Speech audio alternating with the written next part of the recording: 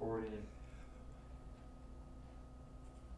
Alright, actually, hold up. I'm stopping this stream. Okay, just hit start stream. Once I'm like sat down. Yeah. The recording's already going, so you don't gotta stop the recording. You just gotta hit start stream. And then, are you good with all this still? Yeah. Okay, good. Dude, my hip feels like it has to pop.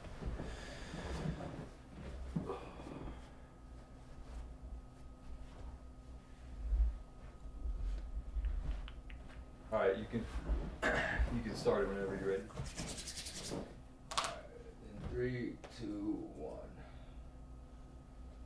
Welcome everybody, I'm Brady Mullen and this is the Brady Mullen Podcast. Today I only got one guest with me, but we got a special guy behind the computer today. We even got him a camera too. Miguel, you want to put it on yourself real quick? Say what's up. Say what's up everybody. What's up, chat? Miguel here. How y'all doing?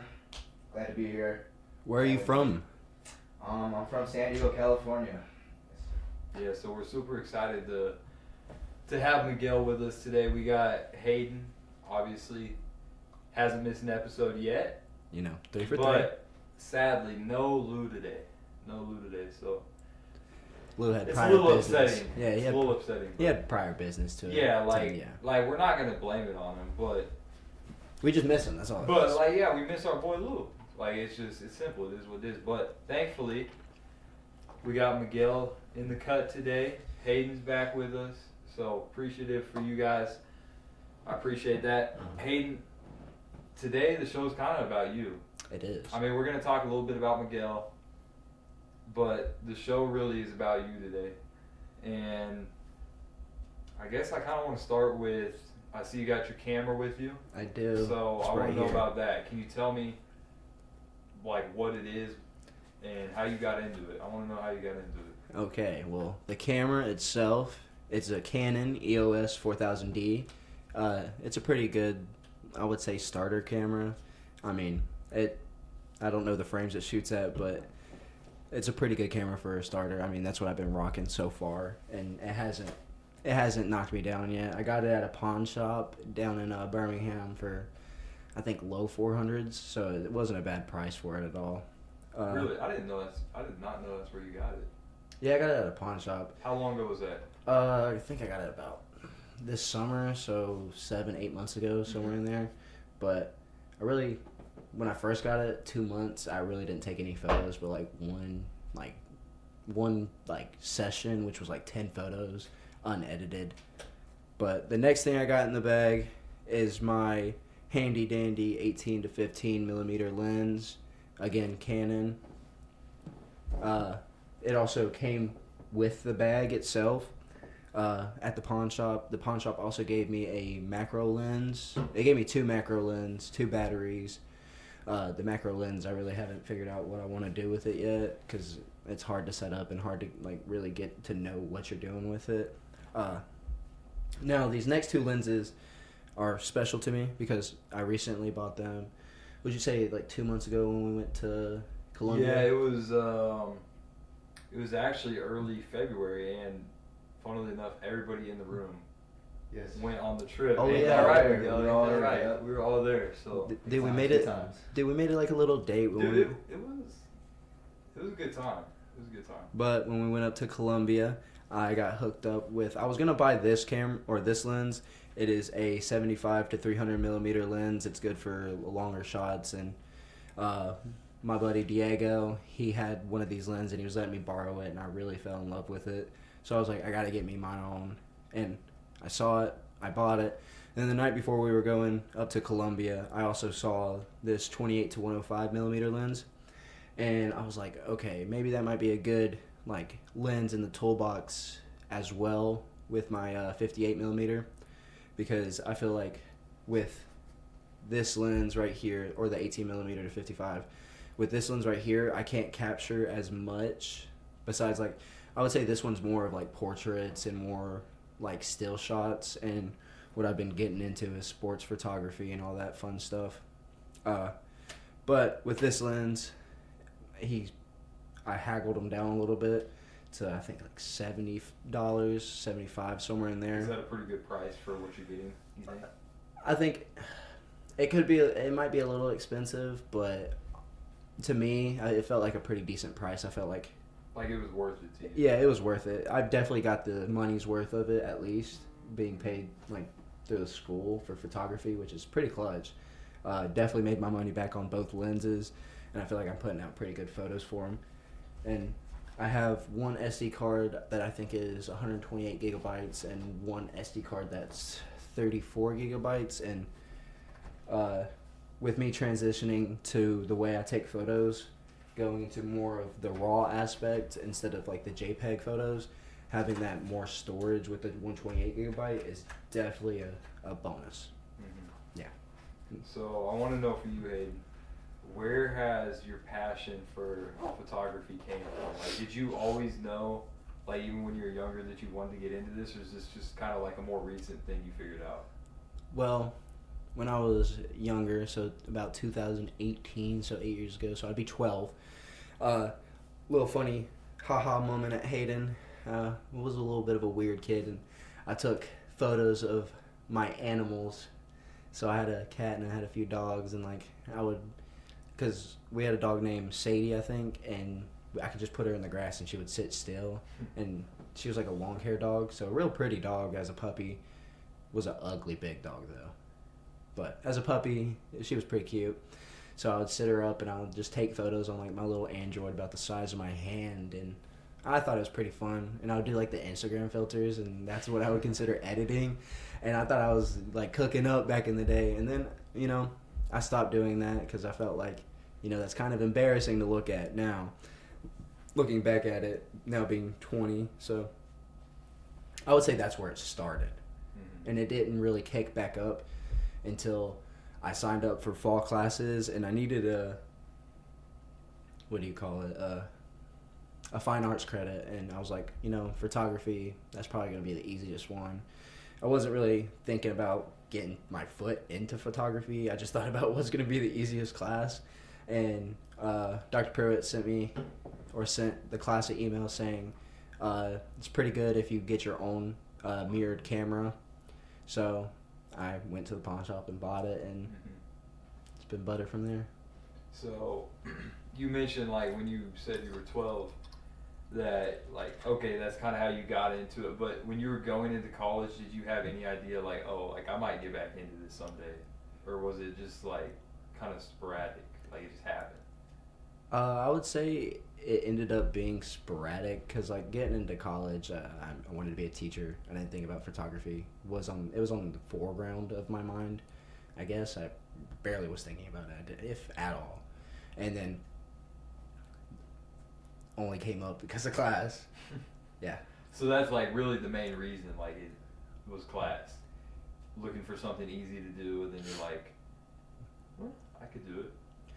Yeah, I think that's like the biggest reason why I got into it was because of class. And then while being in class, I figured out how to work Photoshop to make an image look better than it does. Again, I still consider myself amateur, but back then, literally like 6 months ago, back then, it was a lot worse. Like I couldn't edit as well as I do now, and I still can't edit like some of these people, but I think I've gotten a lot better with my progress.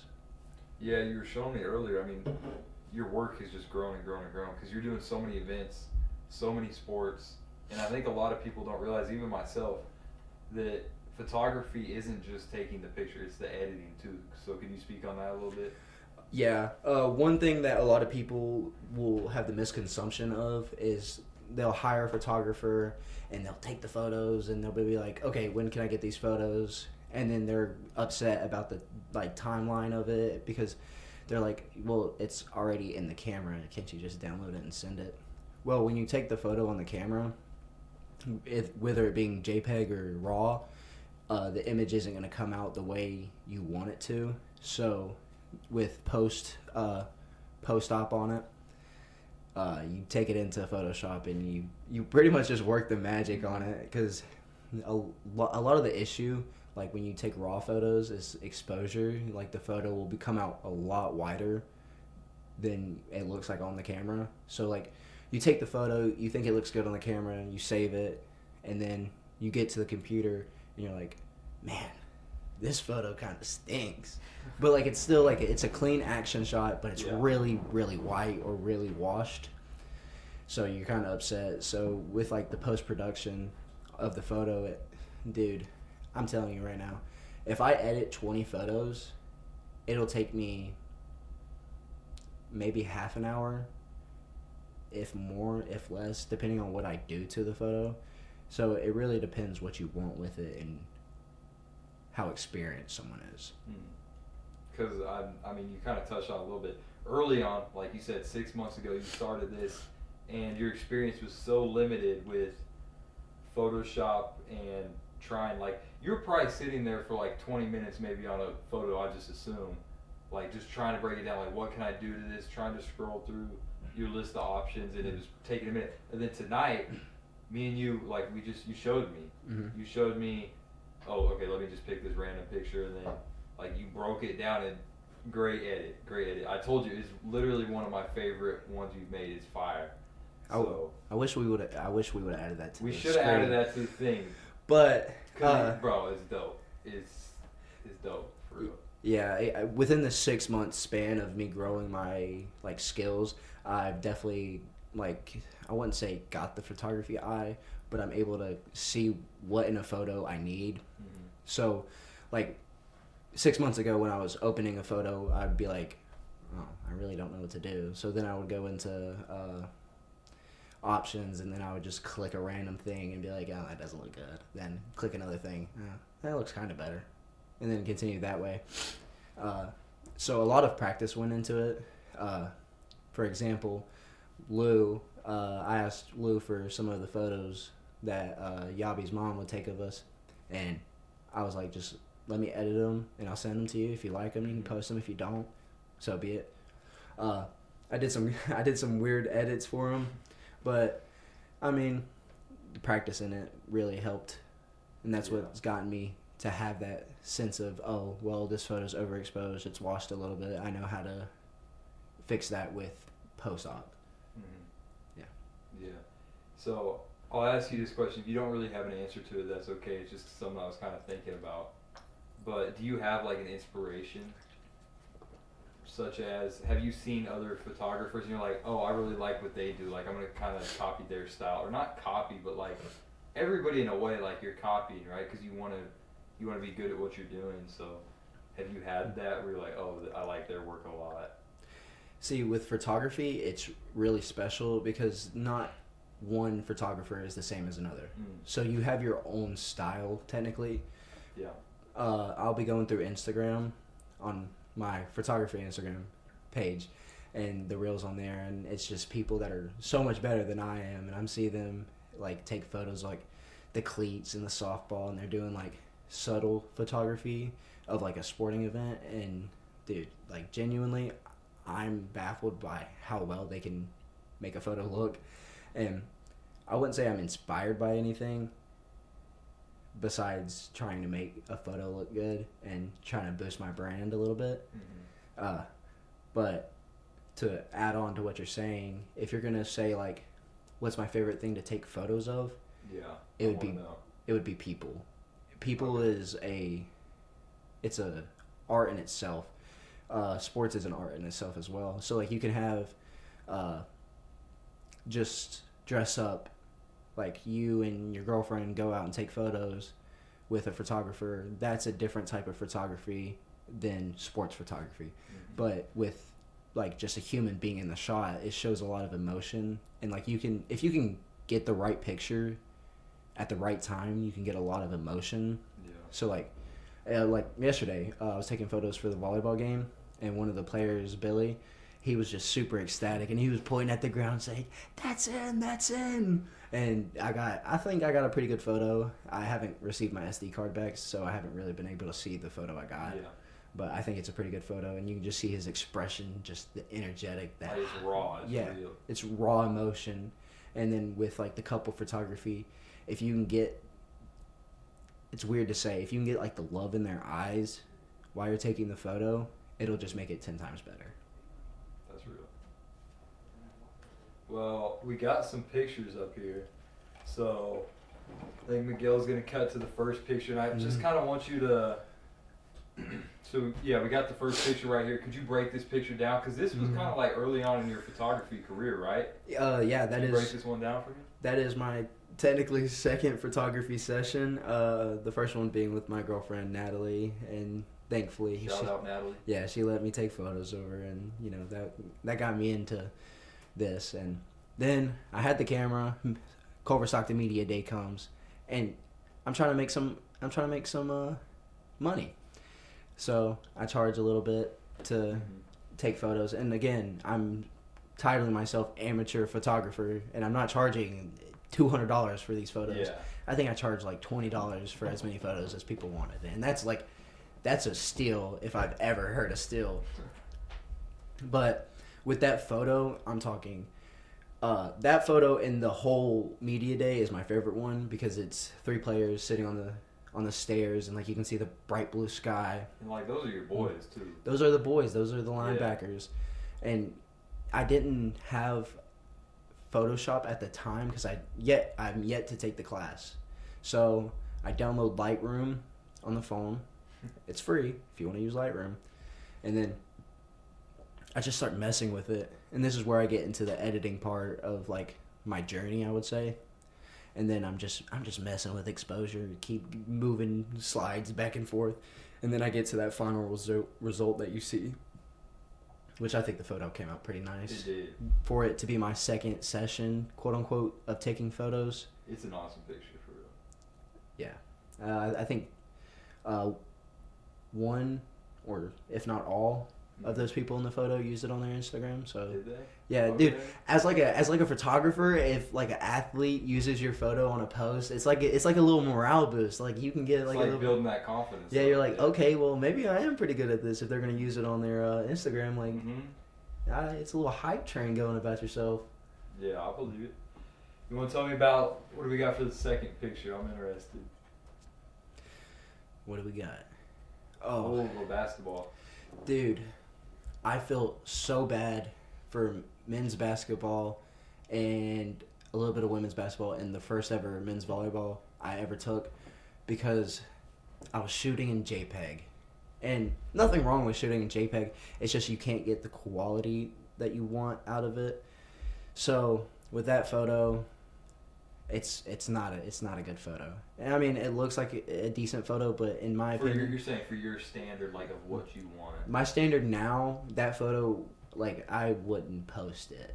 And like going back to when I took it, I thought that photo was fire, dude. I started editing it because I've already taken the class and I'm getting in the full swing of it. I finally got the position to take photos for the school and get paid for it, which was a journey in itself to get the position. So we continue on. I get assigned men's basketball. I take that photo. I edit it. And dude, I was struggling I'm pretty sure that if I can remember the night, I was struggling with exposure and making the photo light up. And I think that exact session of photos or succession of photos was nothing but overexposed. So the reason it looked so much darker was because in the editing, I had to cut it all down and make it look more dramatic in a way, which I like the photo, but I wouldn't put it in my top 5. But it's a reminder, though, that there's so much that goes into it. Like pre-picture or pre-photo, whatever you want to call it, and post-photo, too. I would say it's a good reminder to show me how far I've already grown. And it's a good, like, look back on. Like, there's sometimes when I'm going into editing and I'm like, dude, this photo, it sucks. And it's nothing about, like, the athlete in it. It's about it's about me. It's about me and the camera. And I'm like, dude, I could have done so much better. And then, you know, I say, we're going to let it roll. I'm going to post it. And then you look at it and you're like, okay, maybe this photo is something. Compared to what I've already put out there. So I mean, yeah, that photo, it's good back then, but doesn't meet my standard now. Yeah. All right, what about this third picture we got? You said we got 9 of them? We do got 9 of them. So, but you're chilling. Like it's about you and your pictures here. So. Okay, this photo right here. Again, I said I was sorry for the first men's volleyball, and this is why. Again, it's another JPEG, and it's just an action shot of him spiking the ball and the defenders being up there jumping with him. I mean, it shows like the intensity of the sport, which I really liked. And again, in post-op, at this time, I'm not really doing much. The only reason I did much to that first one was because it was overexposed, so I had to. Mm-hmm. So with that one, it's not a lot of work in editing. So what I usually do is after the sports game is over, I give my SD card up, and then I retrieve it back. I'll put them into a Google Drive, and I'll share them. So that goes into it. But I don't think I edited that one much, if at all, because at this time, like, I'm still learning how to edit and learning what to do with colors and how they really match, because like being red, green, color deficient, it really affects how I look at a photo, because I can say, okay, this photo looks good, but then I share it with someone and they'd be like, oh, that's really orange, and it's like, oh, well, thank you, and then I'll go and I'll fix it and I'll be like, okay, that's better. So I mean, there's a little struggle in there itself. Well, I didn't even think of that. 'Cause I guess, yeah, that probably plays a big factor, like more than I even know, for how you're seeing a photo versus how somebody else is seeing it. Yeah, that's why, like, when I edit, I like having someone around me, or like with Diego, I'll send Diego a photo and I'll say, does this look good? Mm-hmm. And it's not for me to get hype about myself, it's to make sure other people are seeing it the way I do, because You're like checking your work. yeah, like my shades are different than other people's shades, so what looks like a perfect photo to me looks like a green mess to someone else. Mm. So it's its own struggle in a way, but I wouldn't choose it over anything else. Yeah. What about that fourth one, Miguel? Okay, now this is where we're getting into women's women's basketball. I'm going to speak a little bit about the journey into getting paid for the photography spot. So, I get the camera. My friend Diego, he's getting paid by the school to take photos, and I'm like, "How'd you do that?" He said, "Talk to the higher up." And then I go up to the higher up. I'd be like, "Hey, I have a camera, and like I take photos, and I was wondering if there's a way I can get on." Yeah. And if you don't know, there's only 3 spots allowed on campus for photography. Really? Yeah. So it's me, Kiana, and Diego. We're the only photographers on campus that are allowed to make money off of it. So when I brought it up to the higher up, he said all 3 spots were filled and that I would have to probably wait until next year to start getting into it. Which it was a Debbie Downer. So it was a little upsetting to me. But I said, you know what, I'm going to go out there and I'm going to just take photos of sporting events still, just so I could show him what I'm doing to make sure it fits. First basketball game I shot, it was a little dark. He said the photos were a little dark, so he didn't enjoy them too much. And he said, all you got to do is just make them a little bit brighter. So I made them a little bit brighter. I keep working on the technique. And that photo that you see, that's when I'm starting to get into like personal, like one-on-one shots of somebody. And the thing I love about this photo to me, I would say is in my top 5 because how like early on it was, and it's a pretty good photo in my opinion. But I'm sitting down on the court side and I'm shooting upwards, and she's coming in. She's on the 3-point line, so I could get the lights in the background that like highlight her like silhouette in a way to make her pop in the photo. So I take the photo and I'm like, okay, that whole photo session of the game, I was like, dude, I think I did pretty good here. So I put them in a Google Drive, share them with the team, but I also share them with the higher up, and I'll be like, hey, these are the photos I've taken. Like, what do you think? And I would say that week I got an email from him, and I click it. Well, it's the schedule for the week. And I was like, why'd he send me the schedule? I'm not working. I scroll down, and I see my name on the list. So I'm officially now a photographer for the school. You had done that for, like, just trying to work on your craft. Yeah, I was doing it completely for free. Like, just working on my craft, working on being a better photographer in general. And then it worked out. And it worked out where Wow. I ended up getting one of the 3 spots That's taking huge. photos. I don't know what happened to the third person, but it let me come into the Yeah. picture. So For real. That's huge. The 5th one, I believe, is that also women's basketball? Or no, that's okay. That's the headshots. okay, Fun day right there. yeah, Miguel was actually at You want to this. speak on that a little bit, Miguel? Yeah, this is actually my first time helping Hayden. Hold on. It's actually Talk to him, Miguel. it's Talk actually to my him. first time helping Hayden. He was taking headshots. I believe it was his first time taking headshots. Yeah, his first time taking headshots. I was there helping with the lighting. I got a couple photos of myself. It's pretty fun. Some pretty funny photos, I Yeah. would Did say. it turn out good? You could say that, yeah. You can definitely. say that? Okay. Okay. Fun experience overall. Glad I was able to help Hayden. That's solid.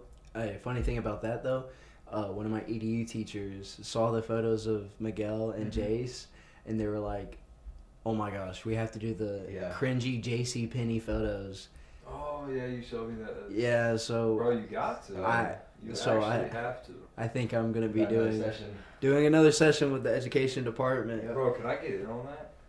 Uh, Let me in on that. probably not. But back to the photo. I mean, Yeah, break this one down. dude, I'm stressing all day because we have an education department meeting for the whole day. So we get there, we start it, and I don't have anything set up for the prior day. Like, I was supposed to set it up the day before so we could have it that day. And, I had a little bit of homework and a little bit of laziness kick in. So I didn't do it. And I'm stressing while we're doing our meeting, which it was, I think we did a poverty simulator. But I'm stressing during that because, of, 1, we're doing a poverty simulator. And 2, because I didn't have the stuff set up. So I was like, pissed. So we get done, and I asked Miguel to be my helper, which thank the Lord he did, because I was not going to be able to lug everything in the time I had up to the education department headquarters in a way. So we start moving stuff. We move the backdrop. We move one of the lights, and then I forget the name of the thing, but it's an equipment that like shoots a light bulb burst, and it has like an umbrella to catch it, and it helps like with your exposure and lighting, and it makes the photo look more like well-rounded in a way. Mm-hmm. So Miguel was lovely enough to be my little shooter for that Miguelo. machine. Miguel was, and every time we would like take a photo, it'd be like 1, 2, 3, and then he hit the button, and then I would have to take the photo. And there's some times where we would mess up and it'd be overexposed, but like that photo was recently, which I'm a big fan of like headshots, because like I've never done a professional headshot before, so like I'm a little nervous because like It's different than what you're used to. yeah, it's different than what I'm used to, and I'm also sending them to people that are going to use these on their resumes and like their letters home to like, because these are future teachers, and it's like, dude, if like this photo doesn't look good, then it's going to be like a year or something until they can get another one. So like it was a little bit of a pressure, but we take the photo. I set up my tripod. We do it. Miguel, lovely help. We time it up perfectly. We're taking photos, and I think we got 20 people to take the professional headshots during the meeting. Because a lot of people, I don't know what was going on in their head. I guess they just didn't want to take photos. Some people just didn't want to dress up, or some people didn't want me taking their photos. I mean that's a serious thing. I mean, if you don't want somebody to take your photo, you're not gonna take a photo. Yeah. But we had 20 people like come out and take the photo, and that guy in the first photo was the first person up. So we take the photo, and it's in RAW. That's why you can see like more texture in it and everything. So we get done. I grab the SD card, and I don't have to turn in the SD card, so I can get the product done quicker and sent out probably that day. Yeah, I sent it out that day. But I go in there, it's 20 photos, and if you take a raw photo and you go into Photoshop, it's going to take you into a main screen, of like the raw image and all the stuff that you can mess with to make it a better photo. So I go in there, I mess with the exposure on every single one of those photos of 20. You hit denoise on all 20. The denoising process takes about 15-20 minutes in itself for it being 20 photos. I would say it's like 1 minute per photo if you want to denoise, which is the time starts to add up. So like if you're editing 20 photos, that's 20 minutes. Is that pretty important to do, though, like that process? Yeah, the denoising process is one of, if not the, to me, an important process, because there's a lot of like specs, like back into like the JPEG photos of like men's basketball and men's volleyball. It looks grainy. It doesn't look like it's a clear photo. And if you hit denoise, it'll take away those specs and make it more of a cleaner image. And with a professional headshot, that's what you need the most, is it to be clean and crispy. So I get in there. I think I finished editing all of them in about an hour 30. So if I would have done that 6 months ago, it would have probably taken me 2 hours to fully edit all 20 of them, and that's only 20 photos. So you're like, 2 hours for 20 photos? Dude, that's a lot of time. But that would have been 6 months ago. Now I got it down to like an hour 30, which is still a lot of time compared to what I've showed you today. Yeah. Like, you can edit an image really quickly. Like, I can, but it's just doing it to every single one photo. Like, you become like it adds up. Yeah, and it's almost like highway hypnosis when you're editing, because you're looking at a photo and you're doing the same process over and over again. You're messing with the exposure, messing with contrast, you're messing with the black and whites, you're messing with the shadows. Then you go down to the effects, you're messing with the texture, you're messing with the clarity. There's a lot to it. And there's some stuff that I'm not even good at yet. Mm-hmm. But Run the girl. with that photo, I thought it came out pretty well. I did Miguel, too. do we have a chat? Who we got in the chat? Somebody just said, yo. That's all they said? They said, where are the views? This is too good. I agree. For real, Where are bro. the views? For real. Where are they? I hope it's not satire. Alright. Well, what do we got next, Miguelo? Yeah, let's pull it up. Hey, if another chat pops up, you can say it immediately. Yeah, like you can let us know. You can interrupt us. I don't want to interrupt your good story right there. This is a good photo right here. Let's break it down. Bruh, One of the favorites. this is my favorite photo I've taken so far. The reason it is, this is at the track and field event, and you can see like her intensity and her locking in a way on like what's in front of her. I don't know what height she was trying to pole vault. I wasn't paying attention that far. I was looking at the camera. Mm-hmm. But I showed you before we came in here, like the original photo where she looks very pale and like there's no like texture or like color in the pole in itself, which I like having like emotion in the photo. Mm-hmm. So making it look like texturized and old and grainy. Like almost like you're there. Yeah, almost like you're right there looking at them. Mm-hmm. So what I did was the same process, because that was 3 weeks ago. It wasn't too long ago. So both of those photos are recent. So take the photo, take it into the post-op, edit it the same way I do the exposure, clarity, and all that, and get it done. And I look at it, and I'm like, dude. And I put it side by side with the other photo. I'm like, I really enjoy this photo. Mm-hmm. So I was like, I think I did. I thought I cooked. I thought I did pretty good. Bro. You cooked. And maybe one day it goes on the Instagram post. Waiting for it. Still waiting on that. Still waiting for it. Yeah. Nah, you cooked though. You cooked though for real. What do we got next, Miguelo? There's only a couple more left, I think. Oh, this one's good too. This one is the fan favorite. I'm a fan. It kind of reminds me of like when you take photos of jets in the air, like them shooting over. But what makes this photo so special is, again, I'm laying down on the turf, shooting up, because it's before like I think the 200 meter, 300 meter. It's one of the races. I can't remember which one to be specific, but it was before one of the races. The guy's over there, or that guy is over there talking to me. And then he starts to walk away, and I'm laying down waiting for like the start, because I'm trying to get one of the runners out of their like blocks fast. I'm trying to get a photo of them, because like I talked with like track and field people before I went there, and I said, what photo like do y'all want to see? Like, what photo do I need to capture that y'all will use? Because, like, a photo's not good if it's not going to be used, in my opinion. And they said, out of the blocks. So, I'm on the ground, laying down, shooting between my legs, so like this. And then I see him walking away, and I was like, you know what? I'm just going to goof around. And I looked over, shot up from an angle at him, and I think, dude, I forget what it's called, because there's like rule of thirds when you like take a photo, and that's when the eyes are at a line, and like their body's at a line, and the torso's there. And that's rule of thirds, because in like the photo, when you crop it, it's in a 3x3 block. So rule of third is keeping it in that. But I forget what it's called. It's not called rule of third for that photo.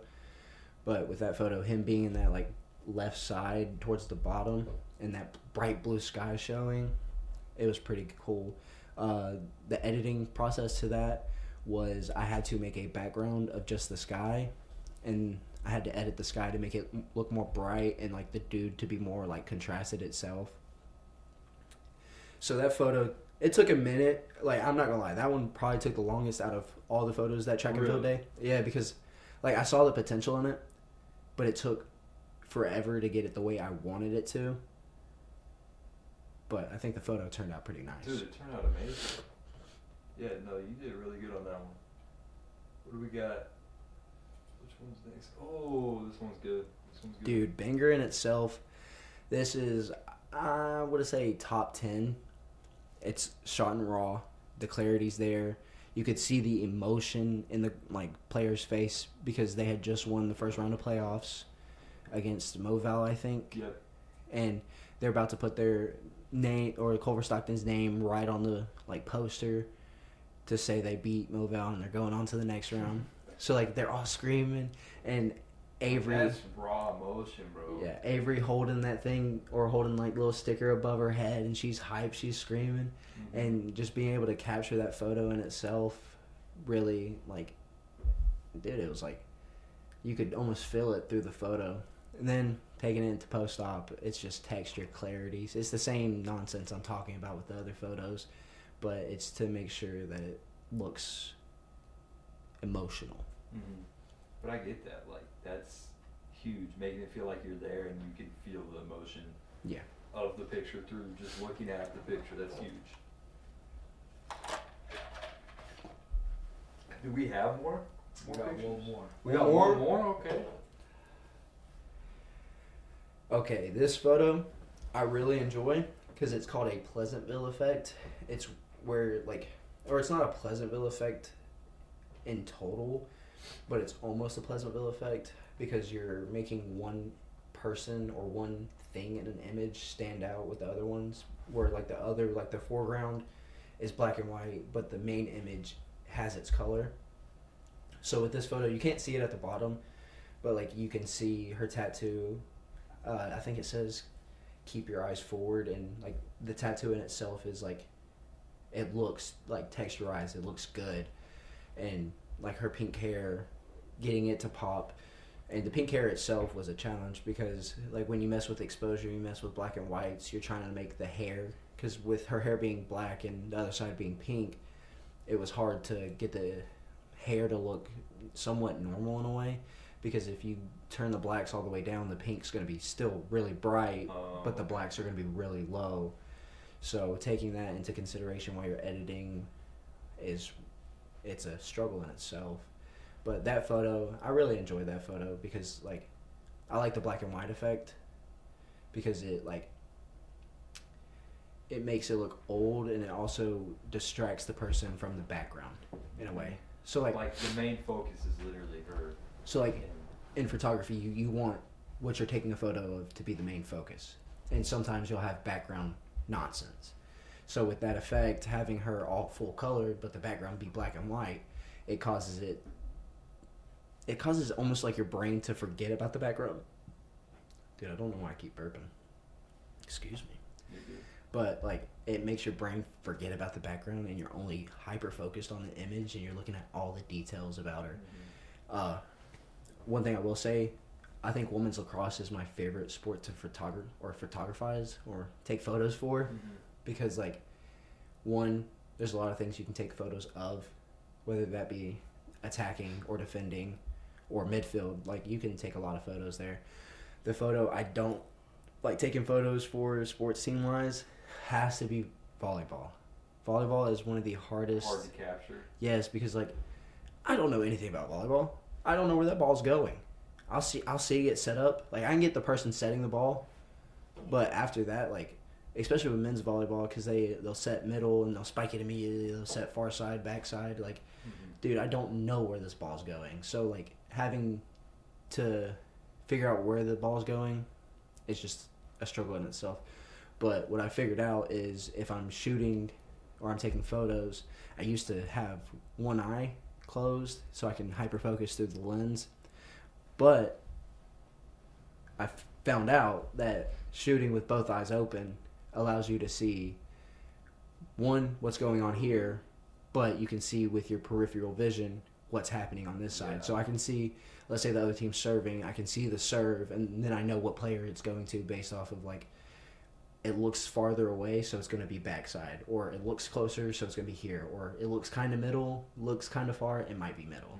When did you learn that? That, like, 'cause it seems like at first you wanted one eye closed, and then you're like, oh wait, if I got both of them open, I would say it happened during one of the basketball games, the men's basketball games, because I was sitting under the goal on the wall, and all of a sudden I'm looking through a lens with one eye closed, and I see a bright orange basketball coming straight at me, and it's more of, oh crap, that ball's about to hit me, so I have to sling my hand out. That's not holding the camera. Protect the camera. Protect the at all camera, costs. dude. Like, because the camera, I think my setup in itself is $1,000, maybe $1,500, something in there. Like, you gotta protect that. Yeah, I gotta make sure that it's got its own security guard. But that incident itself caused me to start shooting with both eyes open, and thankfully it happened, it because actually like worked out it's well. helping me now. Yeah. If you don't know, you do now. Follow me on Instagram, my photography page Shout out. at hayden.m.photography. A little shout out to myself. You can see more of the photos I've taken. You can also see my progress I've made, so you can see a little bit of the Culver Media Day where I wasn't good, and now you can see the professional headshots where I'm still not the best, but I'm gotten better. You're good, man. You're good. Is that the best way for them to get a hold of you or find your work, all that? Yeah, that's the best way, and if not the only way to find my work. Okay. I don't post anywhere else, so. Okay, and where do you see, because obviously you've made so much progress already, right? Like, where do you see this going? Like, in this long scheme of things, like, what does it look like? I mean, It's a hard question, but in the like grand scheme Yes. of things, I see myself, being the teacher. You have summers off, so like you have so much downtime that you don't know what to do with. So maybe, hopefully, around that I can just take photos of like maybe weddings. I really don't want to get into wedding photography because that's just hassle in itself. Like it takes a special person to do wedding photography. But maybe making some side money, taking photos. I would really like if I could like get hired on by like a major league team, whether that be like NFL, MLB, like getting paid to take photos. I feel like that's an honor in itself. of course. So maybe during the summer, being the photographer for a football team or an MLB team, somewhere in there. That's where I hope to see myself. Yeah, that would be awesome. I think you can get there. I think it's just going to be stacking up the work, stacking up going to these events and this events and trying different things and getting better. Like, it's just a progress. Yeah, I'm currently working on how to do the double exposure because I saw it on Instagram. I saw one dude do it where like you can see the silhouette of the player, but like in the image you can see like another photo, and Diego did it and it looks phenomenal. Now I'm trying to learn how to do it. So that's a good thing about like having Diego is like it makes it competitive in a way. So like I'm competing to try to be better than him, and he's using Lightroom, I'm using Photoshop, so it's like the clash of two. So like who can make the better photo in a way. So it's good to have competition here and there. It is, yeah. Is there anything you would want to say to like a young kind of like entrepreneur in a way, trying to do what you're doing? Like any advice you give them? I don't know if they're gonna take advice from me, but the little thing is, it takes time. Anything you do, whether that's photography or just life in general, it takes time. You're not gonna be perfect the first go around, and only way to get better is to continue to try, and then once you try again. It's like the saying, fall 8 times or fall 7 times, get up 8 times. You're gonna keep failing. You're gonna keep looking at yourself and be like, dude, I suck at this. And like, it could be in whatever you do. It could be in powerlifting, could be in politics, could be whatever. And you'd be like, dude, I suck at this. But as long as you continue to try and you bust your tail to be better than you were, that's the main goal. That's good. Well, I appreciate having you on once again. You know, you're always on the podcast. Love Always. that. Once again, no Mason Lou today. We miss him. We miss you, Lou. Wish you were here. And thank you, Miguel, also. Let's clap it up for Miguel. First time here. Our third different producer for our third different podcast. Man, but every time, all our producers we've had have been great. Like, we're super grateful for We're thankful for every producer we get. Yeah, we're grateful for all of you guys tuning in. Whether you're tuning in live, commenting, please comment, you know, let us know that you're here. Or you're watching the recording, either way. Like, it's fun to have you. It's fun to do this. And hopefully, you know, later on down the road, before, like, school gets let out, we can get a little bit of a chat going so we can start interacting and just can start asking us questions. Like Hayden said, let's interact. Let's get something going. But it's been a lot of fun, so I just want to thank you guys. And, yeah, thank you for joining us today. All right, we'll see y'all. See ya. All right. You can stop the recording, too.